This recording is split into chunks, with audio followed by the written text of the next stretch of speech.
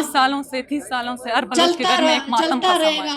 ऐसा लगता है कि जैसे कि गमों का पहाड़ सिर्फ हमारे घरों में ही टूट पड़ा है। ये बलोचिस्तान ऐसा लगता है, पे कुछ भी हो सकता है। ऐसा लगता है कि हमारी आंखों की रोशनी चली गई, माँ का गोद जो उसका सीना चीर पाट दिया है। वो बच्चे जो दिन रात रोते रहते हैं, बाप के होते भी यतीमों की जिंदगी गुजारते हैं।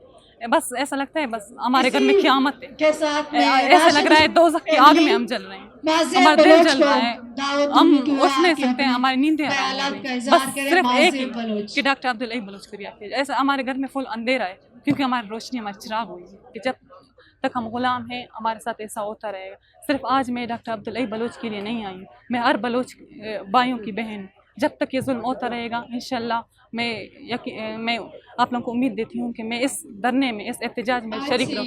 क्योंकि अगर आज डॉक्टर अब्दुल अई हैं, मुझे पता है कल मैं होंगी, मेरे भाई होंगे, ये पूरी कौम मेरा भाई है। अगर डॉक्टर अब्दुल अई बलोच बाजियाब भी हुए, मैं बलोच और बलोचिस्तान के साथ खड़ी हूँ। वो भी बलोच हैं, उनकी शिनाख्त के लिए सिर्फ बलोच होना ही काफ़ी है।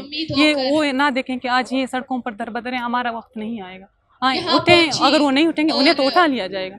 वो यही समझते हैं कि आज अगर हम हक के खातिर निकले हम मारे जाएंगे।